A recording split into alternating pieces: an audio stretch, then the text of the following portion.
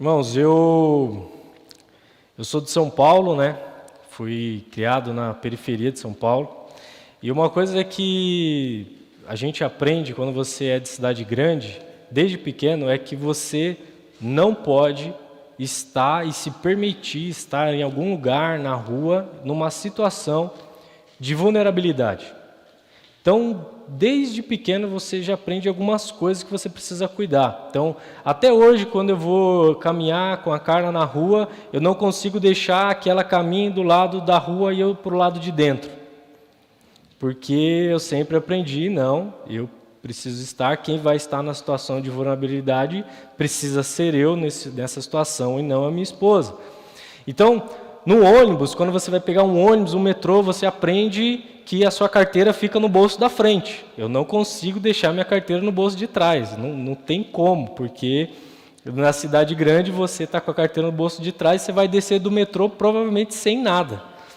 Então, isso para mim foi uma coisa, ou então quando você vai chegar na sua casa, né, você ter os cuidados de se tem algum carro parado, alguém andando diferente na rua, quando você chega na sua casa, ou quando você sai da sua casa.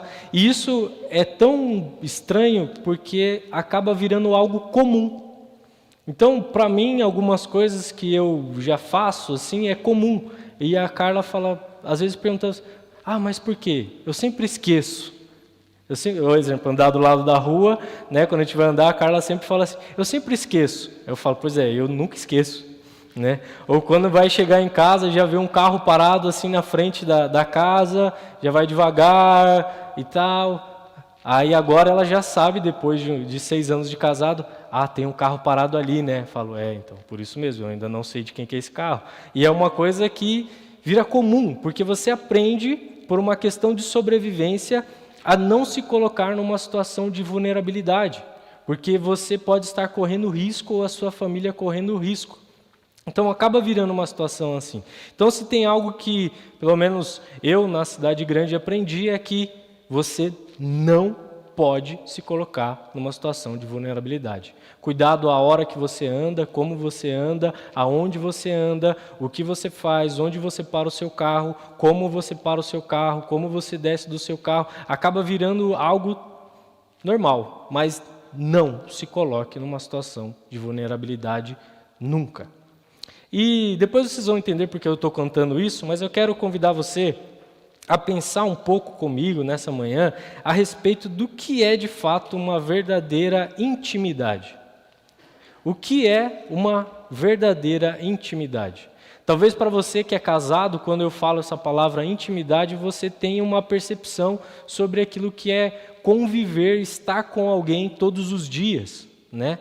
Talvez você que ainda não é casado, você pensa em um amigo muito próximo, ou nos relacionamentos que você tem com os seus pais ou com os seus irmãos, com alguém que é muito próximo da sua família. Ou talvez você pensa de fato no relacionamento que você tem com Deus, ou no relacionamento que Cristo, que Jesus teve com o próprio Pai, uma verdadeira intimidade.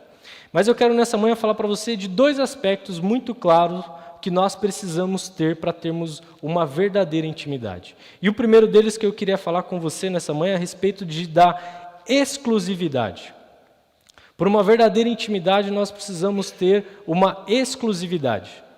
E aí fica muito claro de você entender, porque você já imaginou na sua relação matrimonial, onde esse aspecto não é algo muito claro, é claro e definido? Consegue imaginar o seu casamento sem exclusividade do seu cônjuge? Onde tudo bem, você pode se relacionar com outras pessoas e está tudo certo. Não. Se você pensa isso, em nome de Jesus, você vai parar de pensar isso, pela misericórdia de Deus. Mas não. Quando você pensa em um relacionamento com o seu cônjuge, você pensa em um relacionamento de exclusividade. E um relacionamento de exclusividade é muito claro a exclusividade que Deus pede de mim e de você para que nós tenhamos uma relação íntima com Ele. Abra sua Bíblia lá em Mateus, no capítulo 22. Os jovens, durante essa semana, para o lançamento do projeto, leram alguns capítulos de Mateus, e esse foi um dos capítulos que nós lemos durante essa semana, né? Espero que todos tenham lido, né? Nosso desejo, pela fé, né, Gustavo? Todo mundo leu. Amém. Mas lá Lucas, no capítulo 22, no versículo 37, quando Jesus está sendo questionado dos mandamentos, ele fala muito claro, ele fala assim: ame o Senhor, o seu Deus, de todo o coração, com toda a sua alma e de todo o seu entendimento. Ame o Senhor, o seu Deus. Não ame o Senhor, seus deuses. Não amem as suas coisas. Amem o Senhor, o seu Deus. Sentido único e direto. O Senhor, o seu Deus. E aí ele fala com todo o seu coração, com toda a sua alma, com todo o seu entendimento. Jesus está deixando muito claro que o primeiro mandamento para nós pede uma exclusividade total de ser. Quando nós olhamos para Deus, nós devemos olhar à luz do primeiro mandamento e entender que amar a Deus acima de todas as coisas é amar a Deus com todo o nosso coração, com toda a nossa alma e com todo o nosso entendimento. Ou seja, tem algum aspecto que você pensa que você pode ingerir força, tempo e situação, ame a Deus com tudo isso. Ame a Deus com todo o seu entendimento, com toda a sua força, com tudo aquilo que está dentro de você, com todo o seu ser, com todo o seu corpo. Louve a Deus e ame a Deus dessa forma. Jesus deixa bem claro que Deus pede para nós uma relação de exclusividade. Ele não fala para você amar a Deus só nos momentos onde Ele te abençoa. Ele não fala para você se relacionar com Deus só no momento em que você está aqui na igreja e ouve uma música e isso toca o seu coração e você fala, como Deus é bom. Ele fala para nós amarmos a Deus com tudo. Com tudo. Nos momentos ruins e nos momentos bons, nos dias felizes e nos dias tristes, nas adversidades e na bonança. Amarmos a Deus com tudo. Deus pede uma exclusividade. Deus fala para nós que nós devemos ter um todo.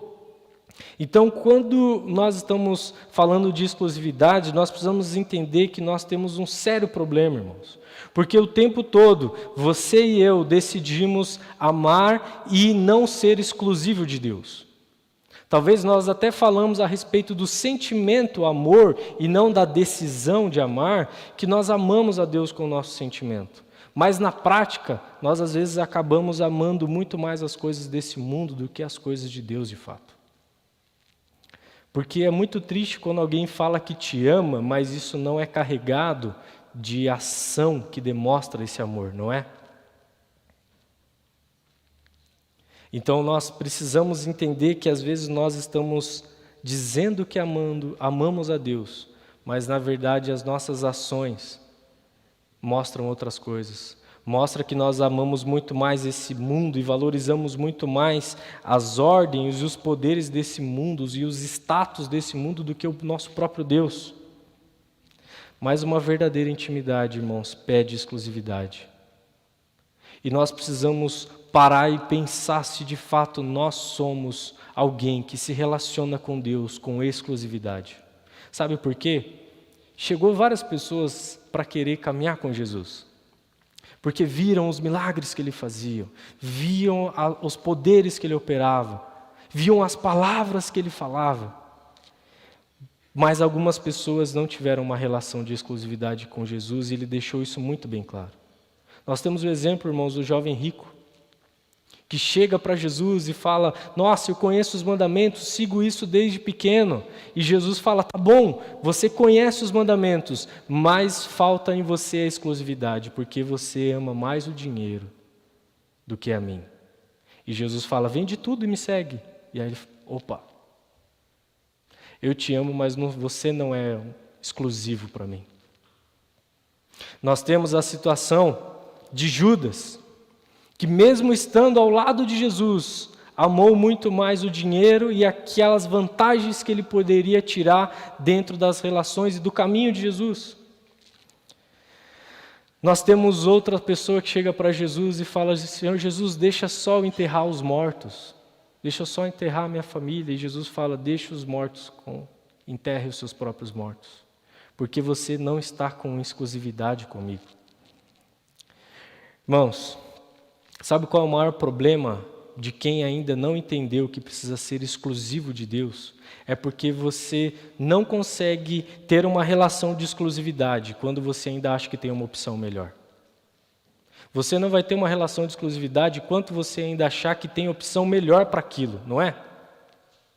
Por que alguém às vezes tem dificuldade ou ainda não consegue decidir a respeito se deve ou não deve casar com determinada pessoa? É porque ela está na dúvida se aquela pessoa é a melhor pessoa, é a melhor opção dentro daquilo que ela imagina e que ela espera que Deus dê para ela. Então ela vai ficar na dúvida se aquilo de fato é o melhor para ela.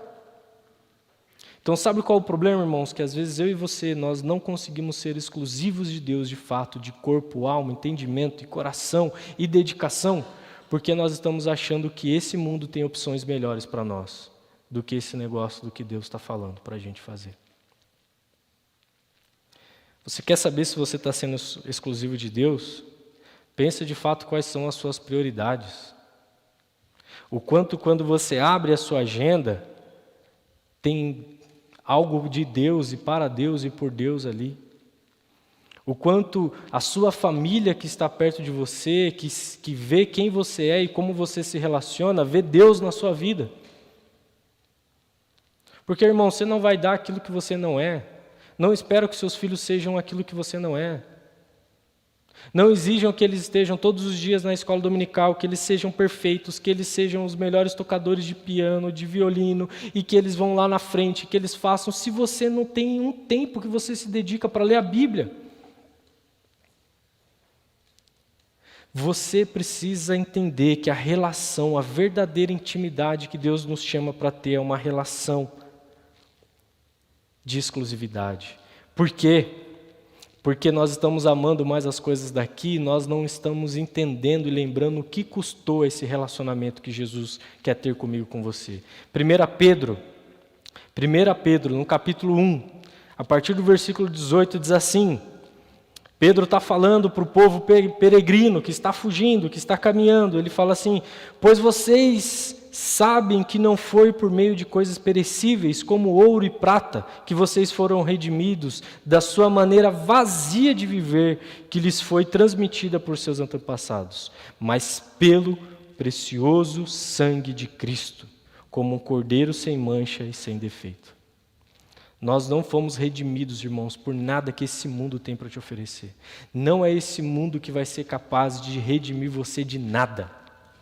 Porque o único que tem poder para remissão de pecados e para transformação de vida é Cristo Jesus, e Ele está nos redimindo. O problema é, você realmente tem uma relação de exclusividade com Ele? Ou será que a sua prioridade é muito mais o aqui, o que tem para oferecer, o que tem para fazer? E aí, irmãos, em janeiro, começo de janeiro, teve uma situação que marcou o mundo do esporte. Se eu não me engano, foi lá para dia 3 de janeiro. Em um jogo de futebol americano, um jogador de futebol americano estava correndo e ele recebeu uma pancada muito forte no seu peito. E o seu coração parou de bater. E na hora ele caiu ali no campo durante o jogo e o seu coração parou de bater, os médicos correram para atender ele e eu não sei se você sabe, mas os jogadores de futebol americano têm jogadores que ganham mais do que o Neymar. Eles são um dos atletas mais bem pagos do mundo. Atletas poderosos, ricos, com dinheiro. Naquele momento, onde eles viram seu companheiro de trabalho ali, caído no chão, o que eles fizeram não foram correr para tudo aquilo que o mundo tem para oferecer e o poder que eles alcançaram. Mas os jogadores do time do jogador que estava no chão e os jogadores do time adversário pararam, dobraram o joelho no chão e começaram a orar pela vida daquele companheiro de trabalho que estava ali no chão. E aquilo passou uma mensagem para um mundo enorme, porque eram homens que estavam naquele momento com o joelho no chão, fazendo algo que eles entendem que nada nesse mundo pode fazer, que é só Deus que é capaz de fazer. E foi tão incrível porque teve jornalistas esportivos que naquele momento da transmissão, o jornalista também parou e fez uma oração ao vivo naquele momento, pela vida daquele rapaz. E pelas orações que começou a acontecer, aquele atleta foi para o hospital, e quando ele acordou, que ele foi entubado, ele acordou perguntando: quem ganhou a partida? Quem ganhou o jogo? E os médicos falaram para ele: foi você que ganhou. Você está vivo. E quando esses dois times voltaram de novo para fazer a partida que havia sido interrompido, todos os jogadores de novo se reuniram no centro do campo e oraram de novo, agradecendo pela vida do companheiro de trabalho deles. Irmãos, se você não está tendo um relacionamento exclusivo com Deus, é porque você ainda não entendeu que tem aspectos da nossa vida e na existência humana que o mundo não é capaz de dar, que nada é capaz de oferecer, a não ser o poder e a graça de Deus, conquistado na cruz por mim e por você. Algo que aqueles atletas que talvez nem Jesus eles seguem, eles reconheceram naquele momento pela graça de Deus, e que talvez eu e você, que estamos aqui dentro da igreja, ainda insistimos em não querer reconhecer. Para uma verdadeira intimidade, nós precisamos ser exclusivos, porque nós somos comprados pelo preço do sangue do Cordeiro. E mais um aspecto que eu queria comentar com você essa manhã, é que para uma verdadeira intimidade, nós precisamos ter vulnerabilidade, irmãos. Para uma verdadeira intimidade, nós precisamos ter uma vulnerabilidade. Lembra da história que eu falei, que eu tenho uma dificuldade de estar andando e achar que eu estou numa situação de vulnerabilidade? Pois é. Quando nós falamos de Jesus e do relacionamento que Deus quer ter conosco, é totalmente o oposto. Afinal de contas, irmãos, para você ter uma relação íntima e saudável com o seu cônjuge, você não precisa estar em vulnerabilidade. Eu sempre brinco assim, às vezes a gente fala sobre isso no curso de noivos, e essa semana eu falei sobre isso, que no começo, né, e tem aquele o homem, né, o bravo, o ogro, forte, não sei o quê, não tenho medo de nada, dá 1 ano de casado, a mulher já está assim, toda essa brabeza aí até parecer uma barata.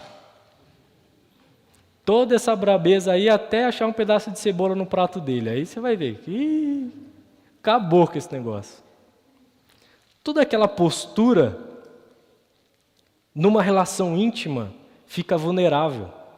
E o cônjuge começa a ver que você tem fraquezas como todo mundo. E é dentro dessa situação de vulnerabilidade que a intimidade é construída. E é tendo um relacionamento mais saudável e mais íntimo, porque você começa a ver o lado bom e os lados ruins daquela pessoa. Você começa a ver os lados fortes e os lados que ela precisa melhorar.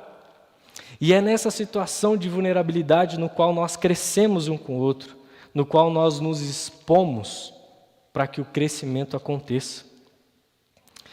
Agora, irmãos, você não vai conseguir e não terá uma verdadeira intimidade com Deus quando você acha que diante de Deus tem algo que você pode ocultar. Irmãos, nós podemos todo domingo colocar a nossa Bíblia aqui embaixo do braço, virmos para o culto, sabermos cantar todas as músicas, ir para a nossa casa e acharmos que podemos viver a nossa semana como se nada fizesse conexão com o que você diz que fez no domingo. Jesus, lá em João, capítulo 4, nós temos Jesus com a mulher samaritana. É um texto incrível, texto bem longo, mas algo extremamente importante que nós vemos ali dentro desse aspecto é que Jesus conversa com aquela mulher e fala: mulher, me dá um pouco d'água. E ela fala: como assim o senhor pede água para mim? E ela está tendo uma conversa ali, escondendo, achando que Jesus não sabe quem ela é de fato. E quando Jesus começa a conversar com ela, ele fala: pois bem, vai chamar o seu marido. Pois bem, você não tem um só, porque você casou mais de uma vez. Você já está em outros relacionamentos. E Jesus fala bem claro para ela: mulher, se você soubesse quem eu sou e quem está te pedindo água, você me pedia a água da vida. E aí Jesus tem que continuar o diálogo e mostrar para ela: eu conheço você. Você não consegue ocultar nada de mim. Vou dar outro exemplo, irmãos.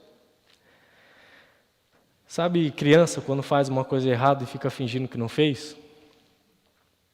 E você está olhando claramente, né? Está com a mão suja de tinta, a parede toda suja, e está assim: não fui eu não. É isso que a gente faz com Deus o tempo todo. Nossas mãos estão sujas do nosso pecado, da nossa omissão, e a gente está olhando para Deus e falando: não, eu não. Deus conhece, irmãos. Ele conhece o nosso coração. Ele conhece o que você pensou antes que o seu cérebro possa processar. Mas nós temos uma grande esperança. Porque 1 João, no capítulo 1, no versículo 9, vai dizer que se nós confessarmos os nossos pecados, Ele é fiel e justo para nos perdoar de todo mal. Se nós confessamos os nossos pecados, irmãos, se nós confessamos os nossos pecados, confissão de pecado é exposição de vulnerabilidade, é exposição de defeito, é exposição de erro, é dizer: eu tenho erro sim. É tirar às vezes a nossa casca e falar assim: não, aqui eu estou aqui, mas é o projeto, viu, irmãos? Estou de camiseta, minha vulnerabilidade aqui não estou apoiando jovens. Mas é tirar as nossas, às vezes, pose e falar: Senhor Jesus, o Senhor precisa olhar para quem eu sou no meu íntimo, para quem está aqui necessitando de ajuda, para quem está aqui necessitando de perdão. E a palavra de Deus fala que se nós confessamos os nossos pecados, Ele é fiel e justo para nos perdoar. Irmãos, a busca por um verdadeiro relacionamento íntimo pede vulnerabilidade e confissão de pecados. E sabe o que é o melhor que nós temos em Cristo Jesus? É que o mundo diz assim para você: não se coloque em situação de vulnerabilidade, porque a sua vida pode correr sério risco se você fizer isso. Você começa a trabalhar e no mercado de trabalho também diz: cuidado para você não expor a sua vulnerabilidade lá, porque as pessoas vão usar isso contra você. Então se esconda, se proteja, porque você corre um sério risco. Quanto mais exposto você fica, mais em uma situação de dificuldade você está se colocando. Só que em Jesus, quanto mais nós nos expomos, mais protegidos nós somos. Quanto mais nós declaramos e entendemos que nós necessitamos dEle, mais Ele se revela em nós e através de nós, para que exista um cuidado sobre as nossas vidas. Jesus, lá em Mateus, no capítulo 23, Ele está no final da sua trajetória, lá no versículo 37, e no capítulo 23 Ele está aqui nos últimos ensinamentos para ir para a cruz. E aqui Ele já está chegando em Jerusalém, e aí Ele olha e diz assim, Mateus 23, no capítulo 37, diz assim: Jerusalém, Jerusalém, você que mata os profetas e apedreja os que lhes são enviados, quantas vezes eu quis reunir aos seus filhos, como galinha que reúne os seus pintinhos debaixo das suas asas, mas vocês não quiseram. Em outras palavras, irmãos, Jesus olha ali e fala assim: quantas vezes eu quis vocês debaixo das minhas asas, sobre a minha proteção, sobre o meu cuidado, sendo aquecido, sendo afagado, sendo protegido, mas você não quis, porque você acha que você consegue, você não precisa. Irmãos, eu quero dizer para você que nós precisamos ter um verdadeiro relacionamento íntimo com Deus e nos colocar numa situação de exclusividade e vulnerabilidade. Sabe por quê? Porque o Deus que nos chama para viver isso é um Deus que fez isso por nós. Um Deus que te chama para ter um relacionamento íntimo com Ele hoje e se coloca de exclusividade, vulnerabilidade, é um Deus que fez isso por mim e por você. Porque se você acompanha comigo lá em Isaías capítulo 53, Isaías 53. Isaías 53. o 4 e o 5, que diz assim: certamente Ele tomou sobre si as nossas enfermidades e levou sobre si as nossas doenças.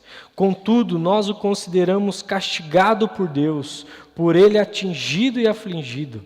Mas Ele foi transpassado por causa das nossas transgressões e foi esmagado por causa da nossa iniquidade.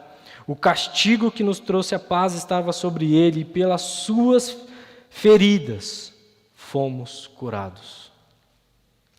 Aqui, Isaías já está escrevendo aquilo que iria acontecer com Jesus. Que Jesus iria levar sobre si toda a nossa enfermidade, toda a nossa vulnerabilidade, todos os nossos pecados. E a Bíblia vai dizer que Ele toma sobre si isso. Ele se coloca na situação mais difícil que você acha que você se encontra ou se encontrou. Sabe a situação que impede você de ter de fato esse relacionamento íntimo com Jesus e que você acha que você pode trocar por coisas desse mundo ou maquiar por situações que as pessoas não veem? Ele levou sobre si. Ele levou sobre si, porque o castigo que era para nós estava sobre Ele. E o castigo que estava sobre Ele nos trouxe a paz. O castigo que nos trouxe a paz estava sobre Ele. E por causa disso nós fomos sarados e curados. Irmãos, nessa manhã eu quero convidar você. Nós, no primeiro domingo, sempre celebramos a ceia do Senhor. E a ceia do Senhor é a expressão da mais íntima intimidade que um Deus pode ter com os seus filhos. Porque Ele abriu mão do seu trono de glória, se esvaziou da sua postura mais elevada e assumiu forma de servo e em forma de servo foi fiel até a morte de cruz. Para que você não precisasse ter uma vida vazia, para que você não precisasse ter relacionamentos superficiais, para que você não precisasse achar que você se relaciona com um Deus morto, mas sim com um Deus vivo que quer transformar a sua vida. Eu quero convidar você hoje a fazer parte disso, porque nós precisamos olhar para tudo isso que Jesus faz e dizer: Senhor Jesus, eu quero ter uma verdadeira relação de intimidade com o Senhor. Eu quero me colocar de forma exclusiva para o Senhor, reconhecendo que o Senhor é o Deus sobre a minha vida. Não há nada melhor e não há lugar algum melhor do que estar com o meu Deus. Não existe nada que eu tenha vergonha que o Senhor não saiba. Não exista nada que a minha família não saiba que o Senhor não saiba sobre mim. Mas eu quero me colocar em vulnerabilidade para o Senhor, confessando os meus pecados diante do Senhor, para que eu possa viver esse relacionamento íntimo. E antes de orar, irmãos, eu quero citar uma frase que tem me impactado muito. Ela tem ficado no meu celular e quase todo dia eu tenho lido e pensado a respeito. O Charles Spurgeon diz assim: se Cristo morreu por mim, eu não posso brincar com o mal que matou o meu amigo. Se Cristo morreu por mim, eu não posso ficar brincando com o mal que matou o meu melhor amigo. Eu não posso ficar brincando de viver uma vida espiritual. Eu não posso ficar brincando de viver o Evangelho. Eu preciso sim, todos os dias, falar: Senhor Jesus, és-me aqui. Eu quero ser exclusivo Teu. Eu quero me colocar em situação de vulnerabilidade diante do Senhor, porque é só o Senhor que pode cuidar de mim. É só o Senhor que cuida de mim. É só o Senhor que tem caminhos melhores para mim. Que nessa manhã você possa tomar essa decisão de ter um relacionamento íntimo com Deus, porque é isso que Ele se dispõe a fazer por você todos os dias, e é por isso que Ele foi para a cruz. Quero convidar você a curvar a sua cabeça e você a se preparar para estarmos juntos nessa manhã, celebrando a ceia de Cristo Jesus. Quero convidar você a direcionar o seu pensamento nesse momento diante de Deus e pedir que o Espírito Santo revele a você o que você precisa confessar para Ele, o que você precisa se posicionar diante dEle, para que você de fato hoje decida ser exclusivo dEle e estar numa situação vulnerável, para que Ele possa cuidar de você como Ele quer e como Ele faz. Senhor Jesus, nós queremos te pedir perdão, Deus, por todas as vezes que achamos muito melhores do que o Senhor, por todas as vezes que olhamos para coisas desse mundo e achamos que elas são, Deus, muito melhores do que sermos exclusivos, Deus. Senhor Jesus, nós queremos ser o povo do Senhor. Nós queremos ser, Deus, as pessoas que seguem o Senhor todos os dias, de forma verdadeira, Senhor. De forma que confessam os seus pecados e caminham segundo o Teu amor, o Teu Evangelho e a Tua graça, Senhor. Perdoa, Senhor, aonde nós estamos falhando. E nos ajuda, Senhor, a tomarmos parte do corpo do Senhor. Que o Senhor venha, Deus, nos conduzir conforme o Teu querer nessa manhã. Amém.